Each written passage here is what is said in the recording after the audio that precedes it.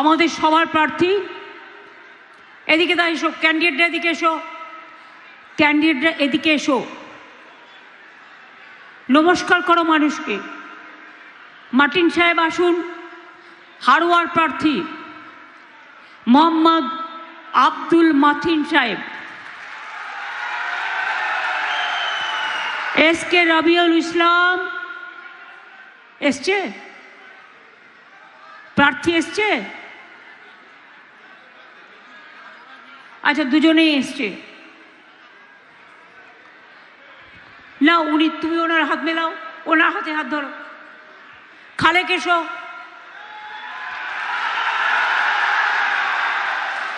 আমরা সবাই আমাদের তৃণমূল কংগ্রেসকে, জোড়া ফুলকে ভোট দেওয়ার জন্য সবাইকে আবেদন জানাচ্ছি। দেবেশ এসো। দেবেশ মণ্ডলও হিঙ্গলগঞ্জ থেকে এসছে, ও এখনও বিধায়ক আছেন। আমি ওকে ডেকে পাঠিয়েছি, আমাকে দিয়ে বনদেবীর মন্দির তৈরি করেছিল। অনেক ধন্যবাদ। তুমি ওদিকটা দাঁড়াও। ও আপনাদের নমস্কার জানাচ্ছে। সবাই ভালো থাকুন, সুন্দর থাকুন। অনেক অনেক ধন্যবাদ, নমস্কার। আমি আপনারা বসুন। আমি বিশেষ করে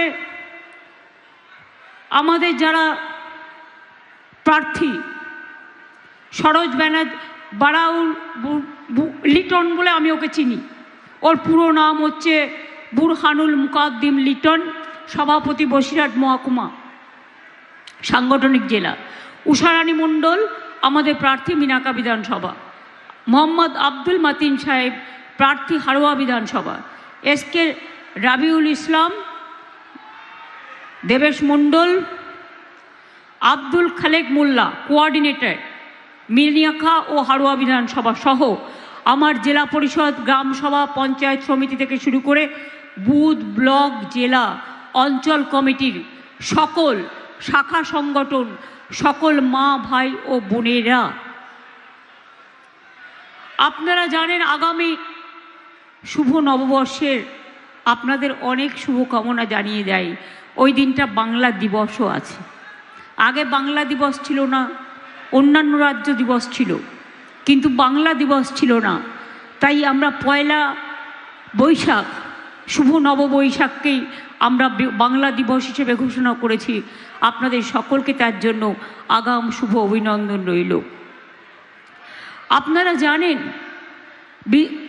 মিনাখা আসনের আমাদের প্রার্থী উষারানী মণ্ডল। মিনাখা ব্লক ও হাড়োয়া ব্লকের 4টি পঞ্চায়েত এই বিধানসভায় আছে।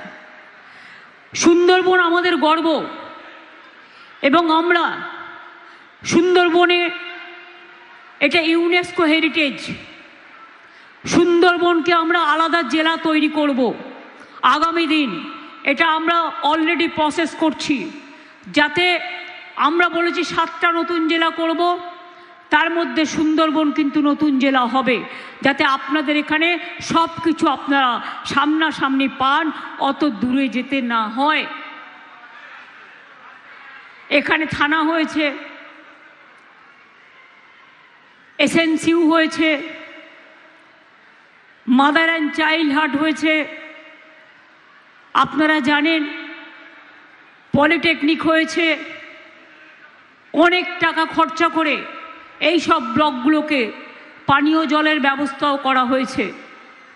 একদিকে ভেরি, অন্যদিকে চাষবাস, অন্যদিকে মানুষের রুজি রোজগার। একদিকে কুমিরের সাথে লড়াই, অন্যদিকে বাঘের সাথে লড়াই, অন্যদিকে নিজের জীবন জীবিকার লড়াই। এই লড়াইয়ে সুন্দরবনকে নিয়ে আমরা একটা প্ল্যানিং করছি নতুন করে। যদিও আমরা 5 কোটি ম্যানগ্রোভ লাগিয়েছি। ম্যানগ্রোভ যে গাছ নদীর পাড় শক্ত করে।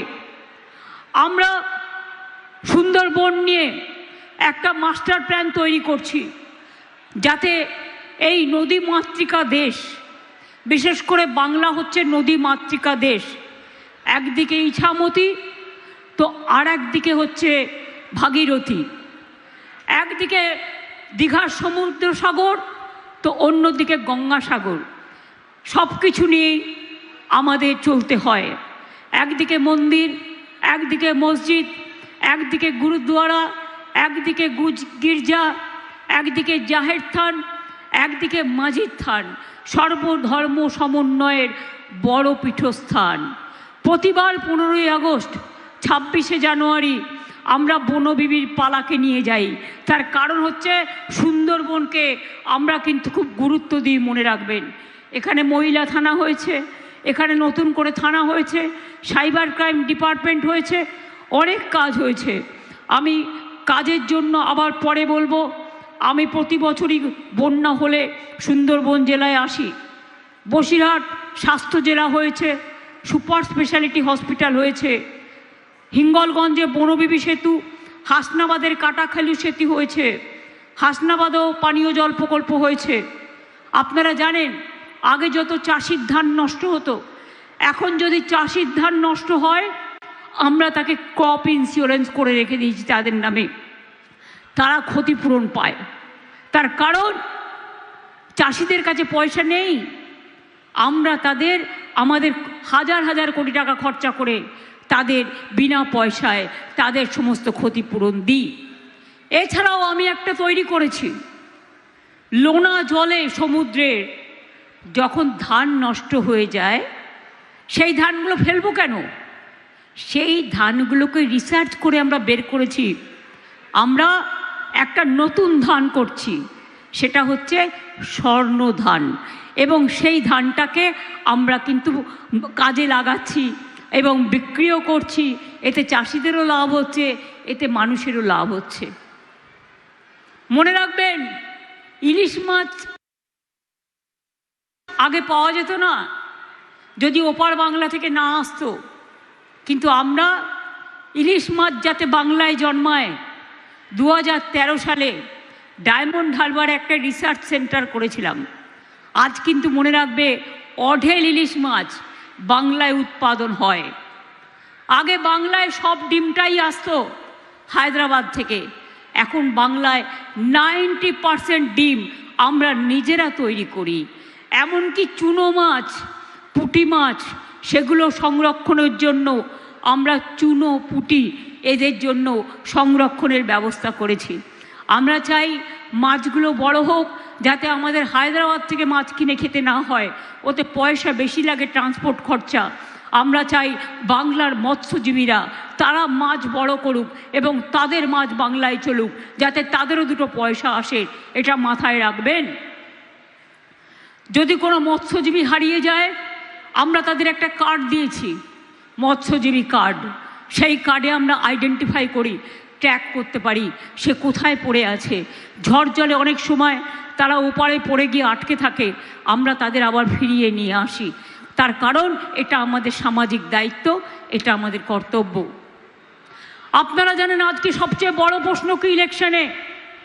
আগামী দিন মানুষের অস্তিত্ব থাকবে কিনা, আগামী দিন বাংলার অস্তিত্ব থাকবে কিনা, আগামী দিন তপশিলীভুক্ত আমার ভাই বোনদের অস্তিত্ব থাকবে কিনা, আমার আদিবাসী ভাই বোনদের অস্তিত্ব থাকবে কিনা, আমার সংখ্যালঘু ভাই বোনদের অস্তিত্ব থাকবে কিনা, আমার হিন্দু ভাই বোনদের ভাষা থাকবে কিনা, মুসলিমদের ভাষা থাকবে কিনা, আদিবাসীদের ভাষা থাকবে কিনা, শিডিউল কাস্টদের ভাষা থাকবে কিনা।